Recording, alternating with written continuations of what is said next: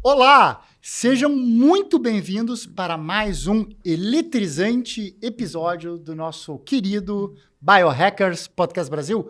Hoje, mais do que nunca, com um convidado, olha, do coração. Exatamente, literalmente um convidado do coração, Dr. Fernando Ludwig. Muito obrigada pela tua presença aqui. Hoje nós vamos aprender, pessoal, muitas coisas sobre cardiologia e como colocar a cardiologia dentro do nosso estilo de vida. Então, na nutrição, no movimento, no sono, enfim, em todas aquelas hackeadas que a gente faz para trazer mais saúde, trazer mais qualidade de vida e também para o tratamento de doenças crônicas. Muito bem, e por falar nisso, vamos começar de cara, talvez com a mais importante que acomete nós, seres humanos, a aterosclerose, né, Fernando? Quais são os novos atores? Porque durante muito tempo só se ouvia falar em colesterol, depois colesterol bom e ruim, mas é bem mais complexo do que isso. Bem mais complexo. Em primeiro lugar, queria agradecer pelo convite de vocês, Luiz e Ricardo. Eu acho que a questão da aterosclerose, a gente tem que deixar bem claro o que é, né? Porque sendo bem didático. A aterosclerose é placa de colesterol, né? Então não existe placa de colesterol sem colesterol, né? Então o vilão, um dos vilões é o colesterol, né? Só que é diferente para cada um. Vamos pensar assim, eu tenho um colesterol de 160. 160 o quê? Miligramas por decilitro. Então é um peso sobre um volume, né? Eu posso ter uma bola gigante de 160 ou eu posso ter 160 bolas pequenas de 1. Né? Como é que esse colesterol gruda na parede da artéria? Ele não gruda em cima da mucosa, que a gente chama de endotélio da artéria. Ele vai infiltrando nessa mucosa, no endotélio, vai ficando entre a mucosa, não é a mucosa, a gente chama, eu estou brincando aqui, né? O endotélio e a muscular. E vai empurrando esse endotélio para cima, né? Então fazendo a placa. A gente vai colocar uma imagem, já estou aqui, ó, desafiando a produção, nós vamos colocar uma imagem. Eu acho bem importante explicar para vocês isso, porque é para desmistificar bem essa história da estatina, né? Que é a famosa medicação para o colesterol, que é muito defendida por uns e muito odiada, sem muita explicação por outros, né? Então, essa placa se cria entre a muscular da artéria, que a artéria tem uma musculatura, e o endotélio, né? Como é que o colesterol vai entrar ali? Se é uma bola grande de gordura de 160 e o piso ali, o endotélio está fechadinho, não está inflamado, essa gordura não vai passar para baixo da mucosa, do endotélio, não vai fazer placa. Agora, se eu tenho 160 bolinhas de pequenininhas, e o piso está furado, o porcelanato está aberto, vai entrar sujeira para o contrapiso e vai fazer a tal da placa. E como que eu sei se eu tenho uma bola grande ou se eu tenho 160 bolas pequenas de LDL? Aí tem um outro exame, que são desculpa te interromper, tá, Fernando? Mas esse 160 que tu tá te referindo não é o colesterol total. Eu tô falando no exemplo fictício do LDL, né? Tá. Que é o colesterol ruim. Porque isso eu vejo bastante fator de confundimento. Ai, meu colesterol tá 300. Tá, aí vê ali que é um colesterol total que tá 300. Sim. O LDL aí às vezes tá ali 160. Gostei desse número que tu pegou, porque é um número... Bem no meio, né? Bom, é um número que a gente vai trabalhar com esse número aqui, tá? Mas um HDL que já tá alto também. Então, tu estás trazendo ali um LDL de 160, que seria o colesterol ruim. Isso. Vamos lá, vamos entender então para saber. Então, o pequenininho é o mais safado. Vamos lá então, né? Voltando um pouquinho. Eu tenho o bom, que é o HDL, e o ruim, que é o LDL. E outras partículas que são menos significantes, né? Tá.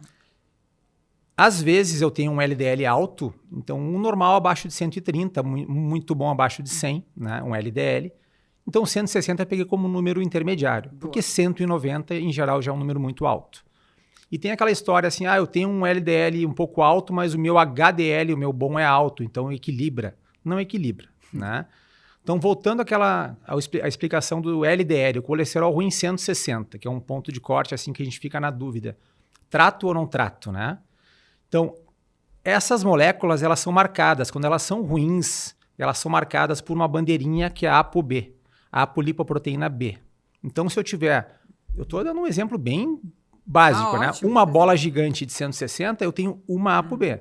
Se eu tenho 160 bolinhas, né, pequenininhas, eu tenho 160 ApoB. Então, a ApoB é um exame muito importante para eu saber se eu trato ou não esse LDL com estatina, né? E tem uma outra relação... A B marca o LDL, a ApoA1, o A grande, né, marca o HDL, que é o bom. Então tem uma relação da B sobre a A1. essa relação tem que ser um número baixo, já que eu tenho que ter pouca DAB e muita DA1. Então, eu tenho que ter muito pouco LDL e muito HDL. Então, é uma relação que a gente leva em conta também no tratamento. Perfeito. Mas a gente substratifica também esse risco por outros exames que a gente pode falar também. Vamos falar, a gente quer saber de todos aqui, mas agora a gente vai pegar o detalhe no detalhe para o pessoal de casa não ficar mais ansioso quando recebeu os exames e viu ali LDL. Eu adorei o 160, que parece que é um número bem mágico. Mas essa explicação do Fernando é sensacional, porque muita gente, na medicina inclusive, começou a dizer que o LDL não era o problema, que não era nada de colesterol ruim, que a gente precisa do LDL para membrana, para hormônio, para vitamina D, que é um argumento muito qualitativo. A gente precisa, mas certamente não em grandes quantidades. E, em realidade, muitas pessoas vão ter esse LDL que não é tão malvado, mas muitas vão ter o pequenininho denso que é malvado. Fernando, além desses atores do LDL, do HDL que tu comentou, de um tempo para cá está se falando muito da tal da lipoproteína A. Qual que é o impacto desse novo ator na doença cardiovascular e será que tem alguma coisa para fazer em relação a ele? Lipoproteína A é mais um marcador de risco cardiovascular que recentemente a gente tem avaliado, né? É um exame que ainda não tem cobertura por convênio, mas é um exame que é bem acessível, menos de R$100 para ser feito. Ela está associada a mais placas de ateroma, a estenose aórtica também, o estreitamento da válvula de saída do coração. Não existe remédio ainda, tem remédios em estudos, né? Pelacarsen é um remédio que está em estudo, mas não são comercializados ainda para baixar a lipoproteína A. Então, a gente tendo um paciente com lipoproteína A que não é tão infrequente, aumentada, esse paciente tem que ser tratado com mais vigor, mais critério, mais agressivamente o colesterol, a pressão, os hábitos de vida, a glicose. É como se fosse assim, tenho genética, meu pai infartou. Não tenho que fazer todo o resto, né? Eu tenho lipoproteína A aumentada. Bom, não tenho que fazer por enquanto, vamos tratar todo o resto. Inclusive o colesterol deixar níveis mais baixos. Então é mais um fator de risco, né? Então, uma lipoproteína A mais alta faz com que a gente crie um sinal de alarme e a gente queira manter o LDL um pouco realmente mais baixo. Sim. Essa é a ideia. Essa é a ideia. Tá. Agora, queremos saber a opinião aqui de um cardiologista que tem, né, muito estudioso, que traz toda a ciência para a sua conduta, para a sua prática clínica, sobre a estatina. O que tu consideras da estatina? Um bom medicamento? Tudo aquilo que falam dela, quando colocam ela ali para um lado de vilã, é verdade ou não é? Explica para nós, para a gente sanar as nossas dúvidas aqui em relação à estatina. A gente podia ter um podcast só sobre estatina. Né? E um podcast chamado Estatina e todos os episódios, né? Eu me formei em 98 e eu aprendi estatina na faculdade, eu costumo dizer para os pacientes. Então, um remédio que não apareceu ontem. Tem mais de 30 anos de mercado, de estudos, né? E, efetivamente reduz mortalidade cardiovascular, reduz a incidência de infarto e AVC. E cada vez mais a gente vê que elas têm que ser de maior potência para manter o colesterol o mais baixo possível, né? Aí tem aquelas coisas assim, mas o colesterol o colesterol é a matéria-prima para todos os hormônios esteroides, né? Colesterol, esteroides. Então, cortisol, testosterona, progesterona, todos os hormônios, a base é colesterol. Verdade. Mas, por exemplo, o homem usou estatina e baixou a testosterona. Mentira. Na verdade, o testículo produz testosterona endógena e eu preciso de 15 miligramas do LDL, do colesterol, para produzir testosterona. Então, estatina não baixa a testosterona, né? Vai usar estatina, vai dar demência, porque o cérebro precisa de colesterol para as membranas celulares do cérebro e tal. O cérebro também produz colesterol. Então, estatina é boa para quem precisa, né? E aí é que tem aquelas questões de quem que vai precisar.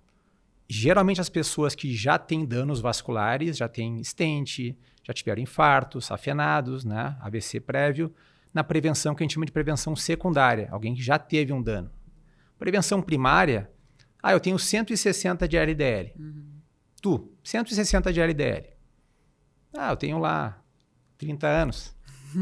Na meia idade, com 160. Eu tenho me 50. sentindo jovem. Vamos pensar assim, eu tenho 50, tá? Com LDL 160. Idade biológica. 2 homens de 50 anos com LDL 160. Os dois têm que tomar estatina, a gente faz uma substratificação, a gente avalia mais o risco dele. Lipoproteína A. Para esse colesterol LDL entrar na parede da artéria, tem que estar aberto lá o porcelanato, o endotélio, então tem que ter inflamação, então proteína C reativa, ultrassensível. Saber se esse LDL é pequenininho e denso, quando ele é marcado pela ApoB, aquela bandeirinha que mostra que ele é muito ruim. A ApoA1 para fazer a relação, né? Se o paciente é obeso, tem diabetes, ele tem maior risco do que os outros.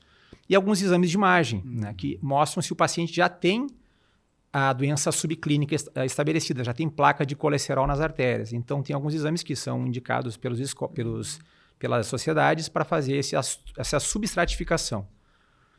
Score de cálcio, que é um exame que se faz uma tomografia sem contraste, se conta quantos pontinhos de cálcio tem no coração, e aí tem um normal para cada idade. Ecodoppler de carótidas e vertebrais, para ver se tem placa nas artérias do pescoço, né, para ver se tem placa de ateroma.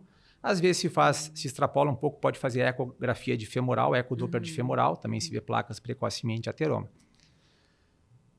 Às vezes, não está em diretriz nenhuma, tu vai ter um paciente de 50 anos com score de cálcio 0, né, que é o normal, é o perfeito, carótida limpa, mas ele não tem placa de gordura, de ateroma, de colesterol calcificada na coronária, né?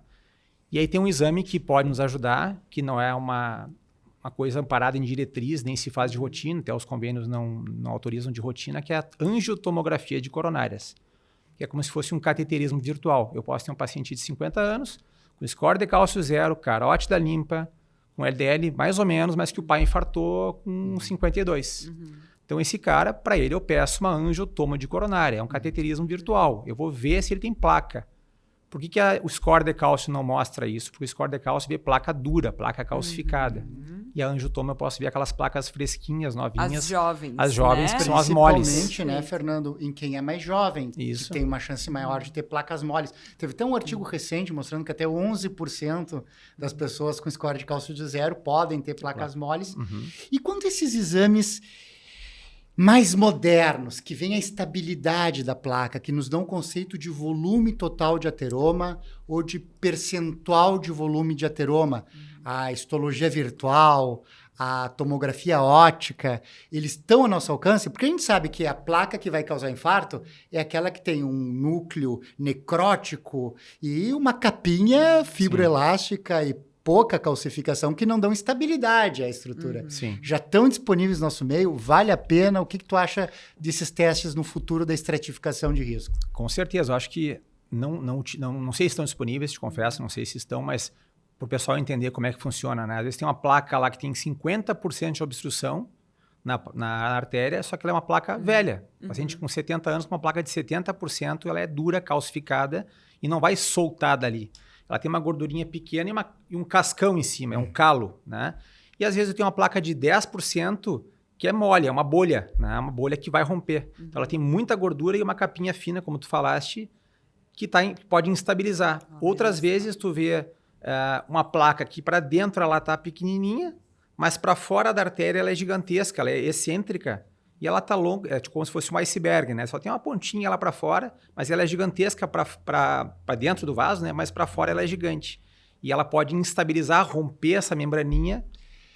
E essa membraninha, eu gosto de falar para os pacientes, é que a estatina estabiliza. Firma, né? Mas tu vê, Lu, a importância disso para você que tem um stent continuar fazendo o tratamento clínico, porque em realidade a lesão que foi stenteada não é a lesão que ia romper provavelmente. Então, a importância da pessoa não se sentir curada e não abandonar o tratamento clínico, que em última instância é o mais importante na aterosclerose.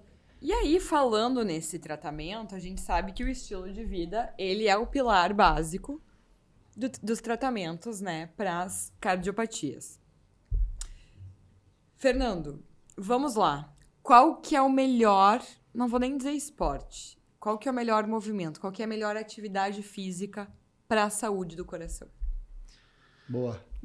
Vou te falar o melhor critério para os dois melhores, tá? Que eu vou escolher 2. Tá. Critérios para saúde de uma forma geral, para estilo de vida, para longevidade, que é força Tá. E VO2. VO2 é a capacidade física, o fôlego. Boa, vamos explicar o que é o Vamos lá, VO2. vamos Então, lá. agora, assim, VO2, que a gente sabe que é um termo um pouco mais difícil, agora ele vai estar. Vamos explicar aqui de uma maneira fácil. O que é o tal do VO2? Eu nunca gosto dessa parte porque é meu ponto fraco, tá? Quando forem falar de força, me acorda. E eu adoro o VO2. Então, então, a gente tem um conflito aqui. por favor, Fernando. Tá. VO2 máximo é o máximo de consumo de oxigênio que eu tenho durante um exercício. Quanto maior esse consumo de oxigênio, melhor o meu fôlego. Vou falar em fôlego, né? Capacidade funcional. Esse VO2 máximo ele pode ser estimado por uma esteira normal, aquela esteira tradicional que a gente faz em vários hospitais, em vários consultórios, a ergometria, teste de esteira. E a gente também tem um teste padrão ouro, que é a ergoespirometria, aquela que a pessoa faz com a máscara, né? Correndo em esteira ou em bicicleta, por uns 10, 11 minutos, que é o teste ergoespirométrico. Ele vai ver a troca de gases, oxigênio e gás carbônico, e vai me dizer com precisão qual é o VO2 máximo do paciente, né? E quanto maior o VO2, maior a capacidade física e maior a sobrevida. Ele é mais importante, olha só, o VO2 máximo é mais importante que colesterol. Eu tenho um colesterol alto, Quebrando o paradigma. eu tenho um colesterol baixo com uma capacidade física horrorosa, eu tenho uma mortalidade maior do que se eu tenho um colesterol alto. Né? E qual que é uma meta de VO2 para um não atleta, para uma pessoa, para nós que estamos aqui? Quanto que a gente gostaria de atingir de VO2? Um VO2, vou te falar alguns pontos de corte. Abaixo de 7,9, vamos ver assim, aí tem os METs, né? Mas eu não quero entrar muito em coisa técnica, né? Um VO2 mínimo para um ponto de corte, assim, que abaixo desse VO2 é um VO2 perigoso, que a mortalidade é maior, 24, 25, que seriam 7,9 METs, mais ou menos, né? Quem tem mais de 25, 30 já tem uma capacidade funcional boa. E quanto maior esse número, sem um limite, quanto maior melhor, maior a sobrevida, maior a mortalidade. Um VO2 horroroso, por exemplo, abaixo de 10. Um paciente cardiopata com VO2 abaixo de 10 ml de oxigênio por quilo por minuto tem uma mortalidade muito alta. Perfeito. E a marcação de VO2 desses relógios? São confiáveis? O que tu vê assim na tua prática clínica? Não, são estimativas, né? São Inclusive estimativas. as zonas de treinamento, zona 1 a 5, isso aí são zonas... É estimado porque tu bota nem todo cara com 50 anos, tantos quilos, vai ter o mesmo VO2, né? Agora, Fernando, as melhores formas de aumentar o VO2 são exercício intervalado de alta intensidade, zona 2, mas, aliás, me corrija se eu estiver errado, mas mesmo o fisiculturista, a musculação aumenta um pouquinho a VO2 também, não aumenta? Sim, até... Pois é, Melhor do que nada, não é? Como aumentar a VO2? Me deu um consolo aqui. Como aumentar a VO2? Isso. Exercício tem que sair da zona de conforto. Se tu fizer caminhada, vou caminhar na esteira a 6 por hora. Tu vai manter, não está saindo de zona de conforto, vai manter o teu condicionamento, né? Talvez até perca um pouco, vai queimar algumas calorias caminhando uma hora, por exemplo, mas o que aumenta o VO2 vão ser aqueles exercícios que nos desafiam, né? Então, por exemplo, um agachamento na musculação, um supino na musculação, um leg press, né? Todos esses exercícios são de alta intensidade, eles aumentam o VO2 também, né? Pode ficar tranquilo agora, Ricardo. Hein? Mas eu vi um podcast que ele disse que ia fazer cardio, né? Que era aquela... Pois é, a gente combinou Verdade. e eu ia dar foco pra musculação. Eu já estou dando foco pra musculação, Ricardo. Te vi correndo na rua esses dias. Eu? Então, E os exercícios, daí, complementando para os aeróbicos, aeróbios, né? O HIIT, o intervalado de alta intensidade, né? Tiros de corrida, exercícios que tu saias da zona de conforto, aumente a frequência a mais. E a questão das zonas, né? A zona 2 é uma zona mais de conforto também, a zona de treinamento, né? Não sei se a gente vai entrar mais a fundo nisso, né? Mas é uma zona mais de conforto, de melhorar um pouco o meu aeróbico.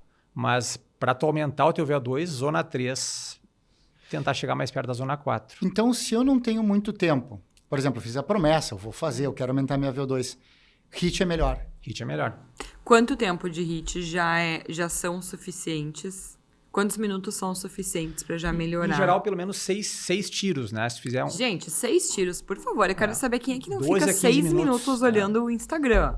Hein? Não. Então, agora a próxima vez próximo momento é assistir o nosso podcast, fazendo ali 6 minutinhos de HIIT. Muito 6 bom. tiros, né? Vai dar 6 tiros, daí faz lá um 1 intervalo. minuto, mais uns 2 caminhando, dá um Exatamente. tiro. Vai dar uns 15 minutos. Então, tu comentaste, Fernando, o VO2 e o outro fator era força. Isso? Força. Então Uhum. tá. E aí agora, porque isso é muito interessante, tá? Já até soltei a caneta aqui. Peso. O quanto de peso eu consigo movimentar na musculação? Está diretamente relacionado à minha força muscular ou não? É que aí são a hipertrofia versus força versus potência. Exatamente. Parece que potência talvez ainda seja E melhor o ainda Fernando que força. trouxe aqui força. Tá. Então vamos ver o que ele vai nos falar sobre isso. Tá bem. Cada um tá puxando a brasa pro seu lado. Vamos lá. Tem um critério objetivo de pouco músculo, né? Ou pouca força. Tá. Que é sarcopenia, pouco músculo, isso é dinapenia, bem pouca importante. força, né? Que é a força de prensa. Então, se usar um dinamômetro, fazer prensa, homem que faz menos de 25 quilos e mulher menos de 16, isso é indicação de dinapenia e, consequentemente, sarcopenia, pouca força. Aí, por exemplo, tu perguntaste, mas quantos quilos, né? Qual a carga de peso para 3 repetições, para 4 repetições ou para 20? Então, para quantificar a força, dinamômetro, né? Então, Nós usamos o dinamômetro em um episódio, lembra que até a gente estava com o dinamômetro, ele é bem interessante. às Tá, vezes, se mas o paciente não tem o médico não tem dinamômetro Sim. no consultório, o paciente sentado numa cadeira, levantar e sentar rapidamente, pelo menos 5 vezes em 15 segundos. Um idoso que não consegue fazer 5, levanta e senta em 15 segundos, também sugere um diagnóstico de sarcopenia. Perfeito. Pouco músculo. E é bem importante, tá, pessoal, trazer aqui que a sarcopenia, ela não é sinônimo de magreza. Porque a gente vê muitos obesos, hoje em dia, com sarcopenia, né? Então, não quer dizer que aquela pessoa pequenininha, ela é sarcopênica. Não, um obeso também pode ter sarcopenia, certo? Não sei se tu vê bastante isso no teu Muito. consultório, mas a gente vê, né? Inclusive, a gente sabe que hoje em dia os níveis de obesidade já ultrapassaram os níveis de desnutrição e os níveis de sarcopenia vêm subindo cada vez mais também. E agora eu queria que o Fernando falasse um pouquinho mais do livro dele, digital, Healthspan, onde tu coloca bem isso de como viver mais e melhor, até porque o exercício talvez seja o mais importante em relação à longevidade, né? O número 1. O que te motivou, Fernando, a fazer o livro? Nos conta mais também do teu protocolo, né? Tua jornada que coordena tudo, orientação nutricional, treinamento físico personalizado. Como é que tu anda trabalhando, integrando todo esse conhecimento? Na verdade, eu sou cardiologista desde 2002, medicina interna e cardiologia. Depois fiz medicina esportiva, justamente porque eu gosto dessa coisa mais integrada, não só pegar na cardio, né? Olha, tu tem uma hipertensão, toma essa estatina e eu te vejo em 6 meses. Poxa, mas será que eu não posso fazer nada para controlar essa pressão alta do Ricardo e de repente ele vai tomar só a estatina que ele precisa? Né? Então, aquela mudança do estilo de vida real, não chegar na porta e dizer, olha, cara, come menos carboidrato, dá uma caminhada e eu te vejo em 6 meses e venho com esses exames feitos. Isso não muda nada, né? Isso é não sair da zona de conforto.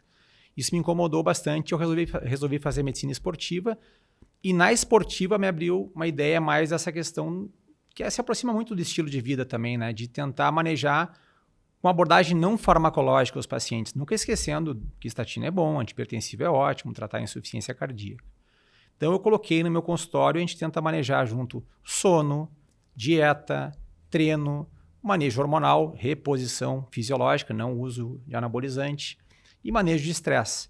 E a gente montou lá um protocolo, que é o Health for Life, que é um protocolo de acompanhamento de 6 meses dos pacientes, que tem treinador físico, que periodiza os treinos e muda os treinos a cada 5 semanas, uma nutricionista que acompanha o paciente por 6 meses e o meu acompanhamento com todos os ajustes vitamínicos, hormonais, sono e bioimpedância para acompanhar a composição corporal.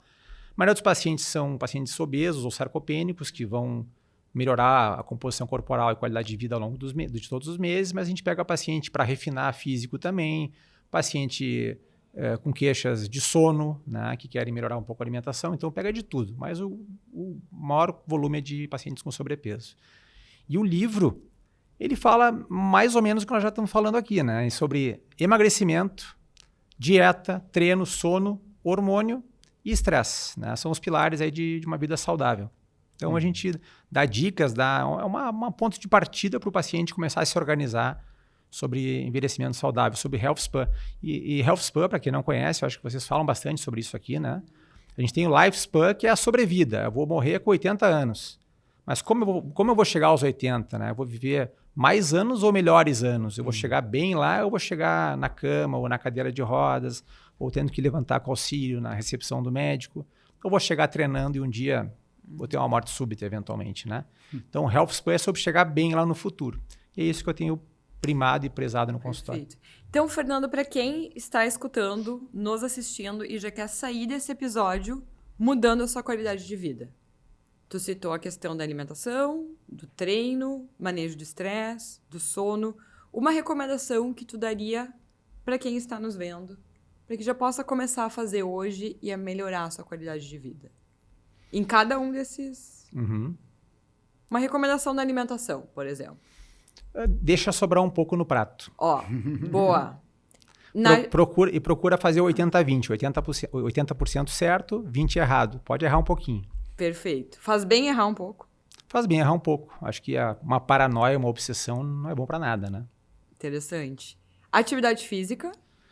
Nós temos 7 dias na semana. Bom, começar, né? Então, assim, uma recomendação é começar, mas nós temos 7 dias na semana. Fazer 2 vezes, 3 vezes, menos da metade da semana. Então, tentar começar, mas chegar pelo menos 4 vezes por semana de atividade física, no misto de força e de cardio. Perfeito. Consumo de álcool. Pois é. Zerar. Consumo de álcool, o ideal seria zerar. O ideal é zerar. Mas tem os 20%. Ele falou em 20%. Deu errado. Nós estamos falando em chegar... Porque, assim, tem a questão do normal, né? Sim. O que é o normal? O normal é a média da população. Percentil 50. O normal é beber um pouco. E o normal é morrer com 80. Mas eu quero morrer com 90 super bem. Então, tem que ser um pouco anormal, né? Então... Boa essa colocação. Perfeito. Que nem o colesterol normal. O colesterol normal é 130. Tá, eu vou morrer com 80, então. Mas se tiver um colesterol de 70, né? Mas então, álcool não tem nenhum benefício. Nenhum benefício. É caloria vazia, só engorda, tem quase as mesmas calorias de gordura, 7 contra 9. Inibe a mTOR, que é a síntese proteica. Atrapalha É o sono. diurético, capota, não dorme, não regenera o cérebro. Quando tu vê, diminui o sono REM, diminui o sono profundo. Sim. Não, e diminui Tem outras dias, fontes de né? polifenol, né, gente? Pelo amor de Deus. Benefício não tem, mas 80-20. Eu acho que beber um pouco, né? 2 vezes na semana, 1 vez na semana, mais o fim de semana. Agora, Fernando, só uma questão de biohacking aqui, porque o Fernando, e eu concordo plenamente com ele, colocou uma coisa muito importante, mas que eu gostaria de revisitar, porque está começando a acontecer coisas bem estranhas. Ao contrário do que muita gente dizia, baseado em estudos observacionais, colesterol muito baixo não mata mais de câncer, não mata mais de infecção, é um viés de confusão. As pessoas com desnutrição, com AIDS não tratada, com câncer metastático, vão ter colesterol baixo porque estão desnutridas.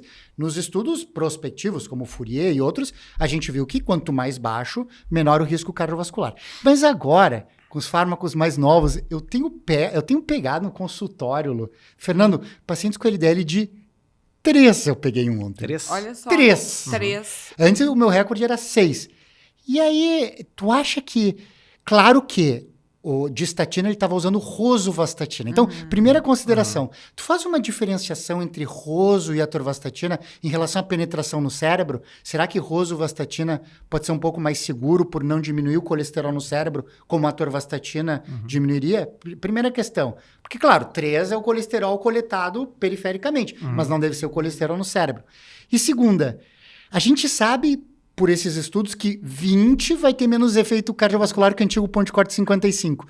Mas não existiria um baixo demais, não tem nenhum valor que te deixe nervoso um pouco? Sabia que ia ter uma saia justa, né? A gente tem esse episódio tem, né? aqui, né? Tem esse ponto no episódio. Não tenho essa informação para te dizer, não sei, tá? Eu nunca tive um de 3, mas eu fico muito feliz quando um paciente meu que fez alguns stents ou que teve um stent, que ele fique abaixo de 55, 30, 20, né? E recentemente agora temos o ácido bempedóico no mercado para potencializar as estatinas e ezetimibe. Mas concordo contigo, talvez a gente tem que ter colesterol para síntese de membrana celular, para hormônios. E não saberia te dizer em que ponto de corte isso passa a incomodar. Eu sei que a produção testicular depende de 15. De testosterona testicular depende de 15. Agora, se for 3 ou 4, isso vai mudar, É né? incrível, né? É, Eu, em mim, realmente. como biohacker, eu já com Repata e rosuvastatina, ezetimiba, baixei o meu uma vez para 14, Sim. para ver se era possível. Esse paciente, ele estava com 40 de rosuvastatina, ezetimiba e Repata. Aí eu baixei a rosuvastatina para 20, para ver se subia um pouco. Mas é que chama atenção isso. E outro ponto que eu achei fundamental, que o Fernando tocou, é que a testosterona é diferente de doping, tá? Quais são os níveis de testosterona que são protetores para o coração e quando que, na verdade, a gente está se enganando e está usando mais para o benefício estético, para a massa muscular e pode estar fazendo mal para o nosso... Quando que o estético nossa bomba. ultrapassa, né, o limite de segurança? Algum percentual saúde. acima do... Por exemplo, não, até 30% acima do limite superior, 50% ok. Os fisiculturistas mantêm, às vezes, 4, 6 vezes acima do limite superior. É claramente um excesso. Sim. Vamos lá. O nível sérico laboratorial indicado é ficar entre 350 e 850, 900, né? Quando a gente fala, mas eu estou fazendo reposição, eu estou ficando 1.500. Em primeiro lugar, qual a reposição? Estou fazendo reposição com deposteron, que é a cada 14 dias, né? Cipionato de testosterona. Tá, mas 1.500 em que dia? No terceiro dia que tu injetou, no quinto dia, no sétimo ou no final, no 13º? Porque não fica um platô, né? Ele faz um pico e um vale. Então, o deposteron faz isso, o durateston faz isso. O gel é que faz mais platô. A Nebido, que é um destilato que dura 2,5 a 3 meses, ela faz um piquinho de 1.000 no primeiro mês e nos entrega uns 500 no final. Hoje eu peguei um paciente que ia fazer de novo, ele estava com 800 no final. Então, segurou bem os 3 meses. Então, eu acho que ficar nessa faixa 700, 800, 1.000, 1.200 no máximo, eu acho que ela é segura. E a gente tem que fazer... Bom a gente falar sobre isso para distinguir bem o que é repor alguma coisa. Eu vou repor insulina num diabético. Mas se eu der insulina para um não diabético, eu vou matar o cara. Eu vou repor testosterona no Fernando porque ele tem deficiência. Não, eu vou dar mais para ele porque ele quer ficar bonitão. Então, aí é suprafisiológico. Então, reposição e uso suprafisiológico, né, bomba, como o pessoal fala, é bem diferente, né?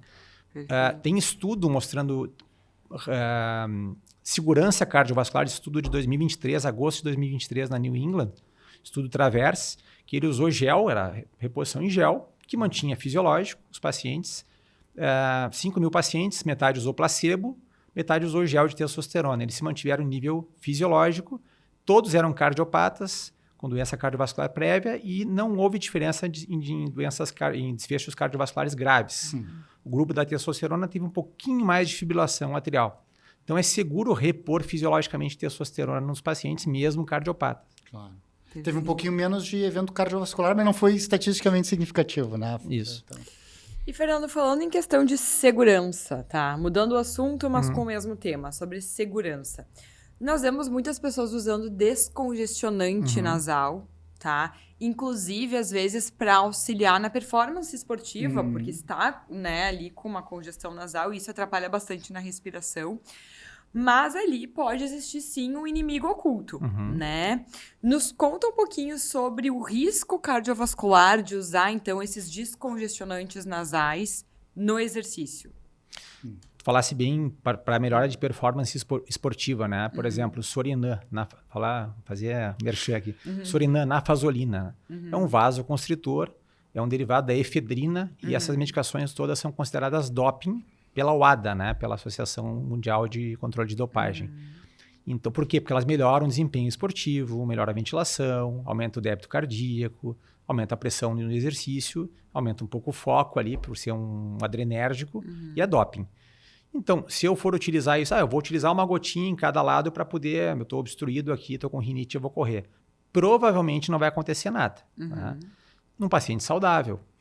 Agora, pega um paciente que tem alteração no eletro, já um QT longo, que a gente chama, alteração pré-existente, uma predisposição para arritmia, dependendo do que ele usar de nafazolina intranasal, absorve sistemicamente, né? Ele pode fazer uma arritmia que não vai ser uma palpitação normal, pode ser uma arritmia grave, cardíaca, um síncope, com apagão.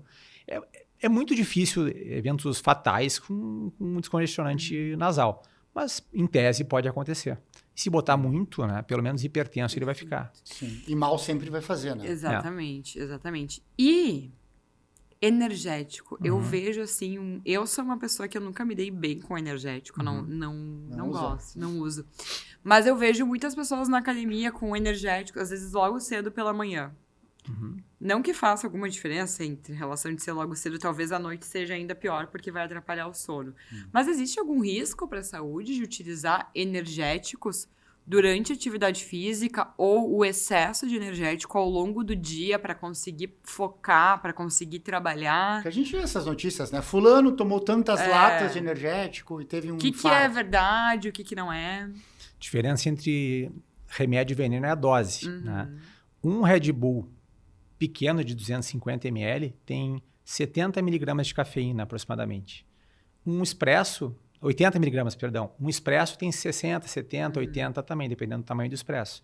Então, o Red Bull em cafeína é quase a mesma coisa que um expresso. Ele tem um outro aminoácido que é a taurina, que também é um estimulante. Mas uma latinha ou latão de Red Bull antes do exercício para melhorar um foco durante o dia, o sono, é quase como tomar 2, 3 expressos para risco cardiovascular. Agora, aquela pessoa que passa tomando Red Bull, vira a madrugada, que daí é um outro estressor que pode fazer o coração ter arritmia, né? Privação de sono, ele pode ter arritmia cardíaca. E se associado a álcool ainda, a gente tem uma condição chamada Holiday Heart Syndrome, que é a síndrome do coração do feriado, ou do coração de férias, que a pessoa bebe no fim de semana e chega na emergência com fibrilação atrial, taquicardia supraventricular por arritmia, por álcool. O álcool sensibiliza o coração para ter arritmia. Então, privação de sono na madrugada, gurizada, né? Red Bull e mais álcool, aí sim tem um risco maior de eventos cardiovasculares graves. Aí é uma bomba. Aí é uma bomba. Associado ao tabagismo e ao uso de anticoncepcional. Aí tabagismo, anticoncepcional. Nossa Senhora. Aí a bomba tá completa. Pior que não é tão difícil de encontrar esse cenário, né? Não é um cenário incomum. Incomum.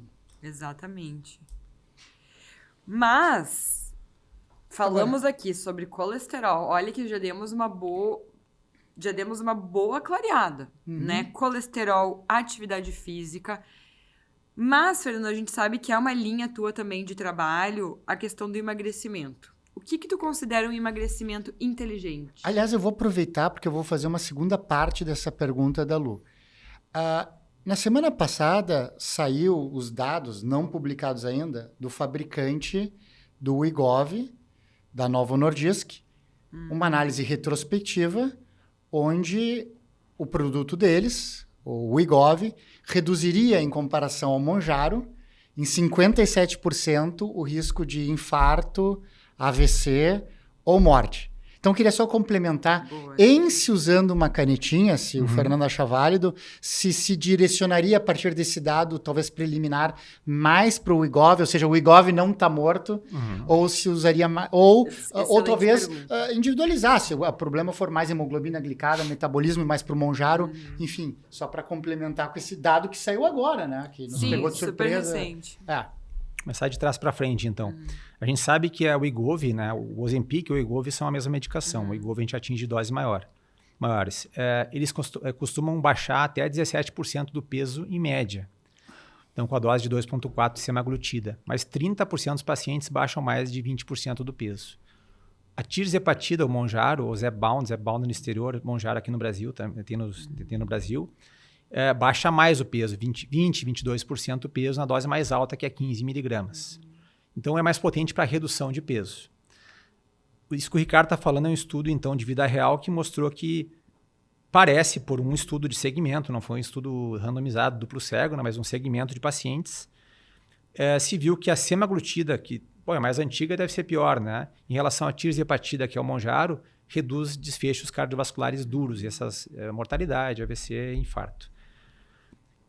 Então, a diferença de redução de peso não é tão significativa. E para aquele paciente mais doente, o paciente cardiopata, e esses pacientes eram cardiopatas, né? Talvez a semaglutida, por esse estudo, tenha uma indicação maior. Agora, aquele paciente que é obeso, de mais difícil tratamento, aquele paciente que já vinha em uso de Wegovy ou Ozempic e teve falha, né, o que emagreceu e parou, o Mounjaro chega com uma estratégia para ajudar nessa perda adicional. Né? E sobre o que é um emagrecimento saudável, né? O pessoal fala muito sobre perder massa muscular com o uso das canetinhas. Pode-se perder até 40% de massa muscular com o uso de canetas sem o acompanhamento devido a um acompanhamento adequado. E é por isso também que se exigiu receita para os pacientes utilizarem canetinhas.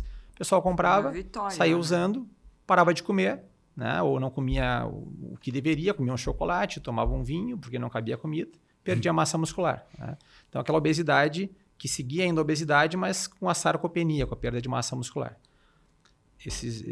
Apresentei uma aula esses dias que um paciente tinha perdido 25 quilos e ele perdeu dos 25, 3 quilos de músculo. E aquele peso inicial ali que deu aquela desinchada no músculo e ficou assim. Por quê?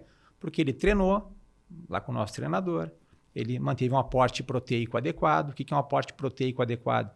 Comer proteína de preferência em todas as refeições, né? 25 a 30 gramas por refeição, é difícil bater essa meta, né? 1,6 a 2,2 gramas de proteína quilo dia. Treinamento físico, hidratação, creatina, sono adequado. Se tem alguma deficiência hormonal, ajuste, não bomba. E aí isso faz com que o paciente mantenha a massa muscular e emagrecimento saudável. Né? Perfeito, excelente. E aí? Vou fazer uma pergunta muito boa aqui sobre suplementação esportiva. Mas antes dessa pergunta, nós vamos agradecer, porque nós estávamos tão entusiasmados com esse episódio que nós não agradecemos os nossos patrocinadores. A Cienza Pharma, produtos manipulados de alta qualidade, até tem tudo a ver com o assunto que nós vamos introduzir agora. E a Biome Hub, que nos ajuda aí. com testes de precisão, porque também existe o eixo intestino-cérebro, por exemplo, produção de trimetilamina e todas aquelas coisas que podem acelerar. E sempre que a gente fala dos nossos patrocinadores, sobe um QR Code na tela para você garantir 15% de desconto em todos os produtos. Mas, Fernando, suplemento, é só cereja do bolo? Eles realmente funcionam? Quais são os suplementos que tu indica? Claro que existem, né, as indicações para cada tipo de paciente. Mas a cereja é a melhor parte do bolo, eu não entendo essa expressão. Pois é.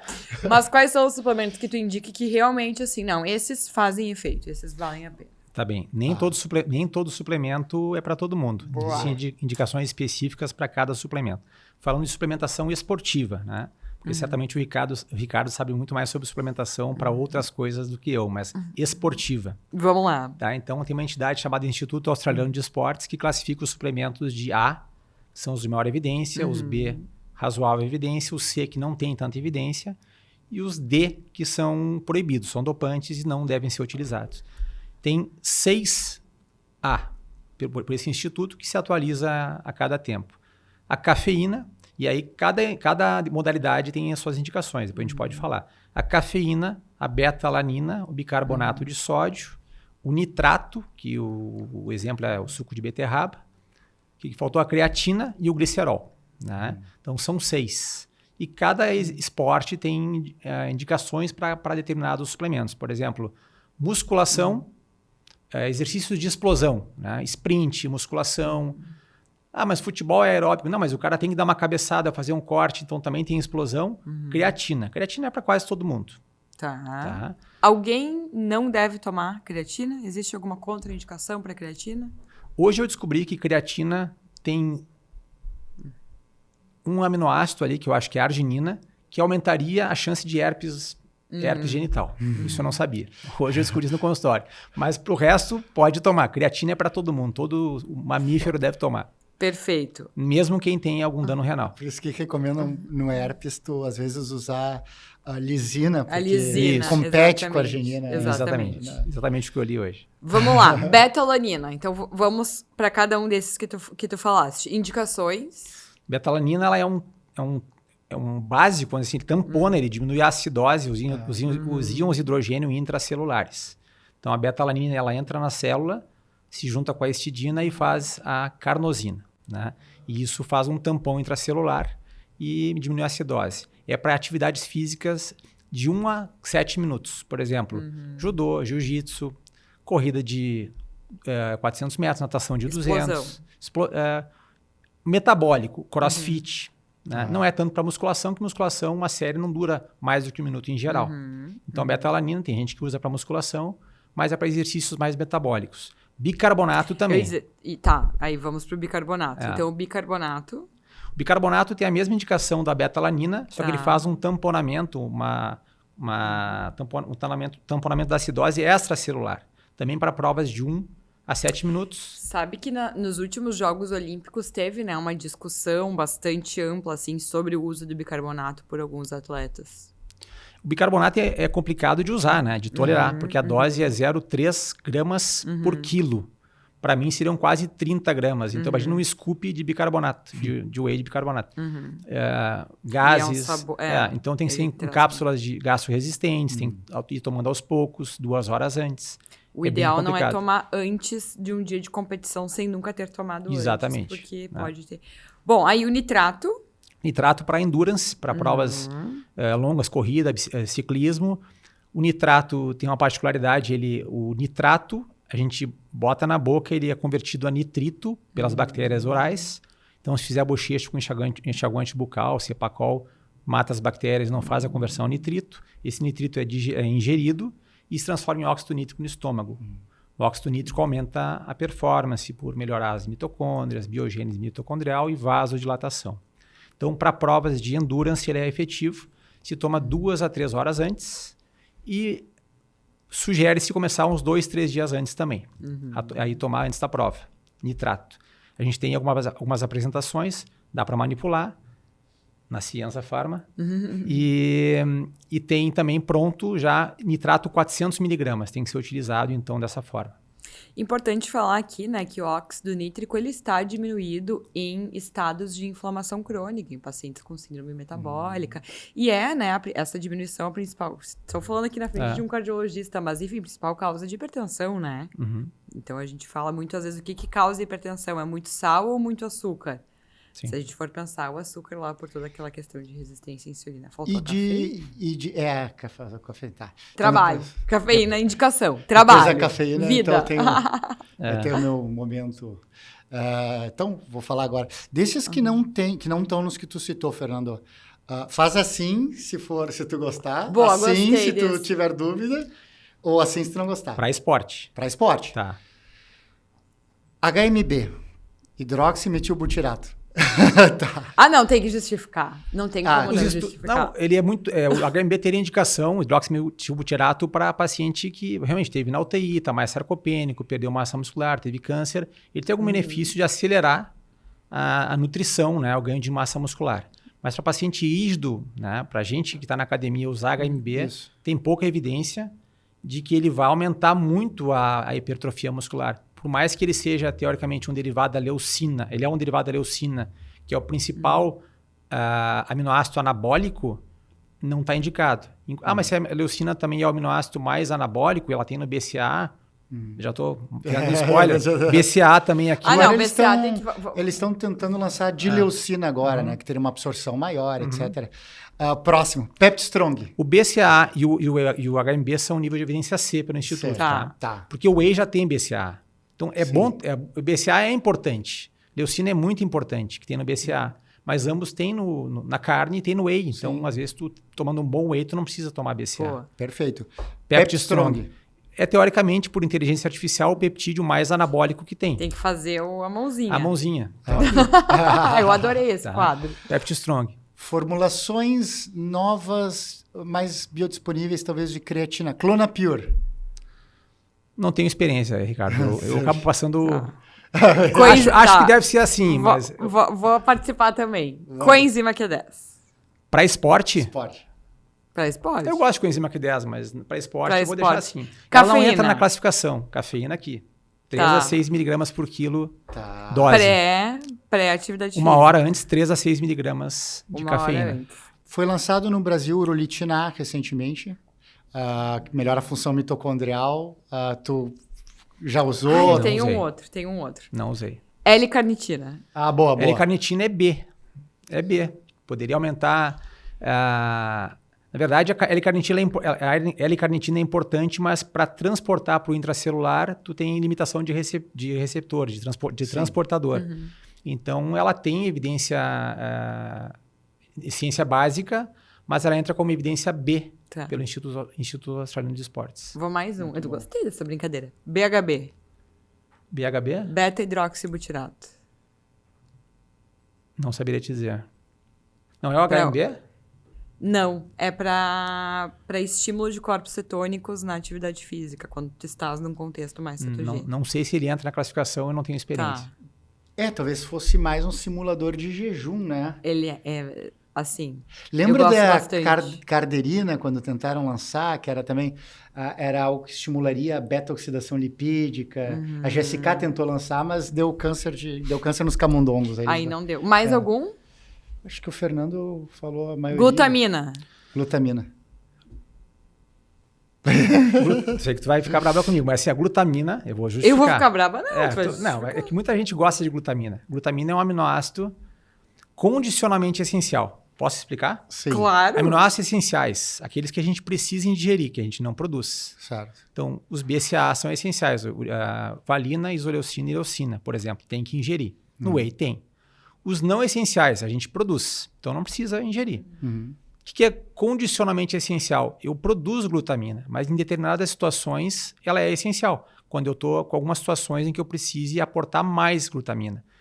E a glutamina, a gente sabe que ela é importante para a permeabilidade intestinal, para o intestino não ficar vazado, leaky gut.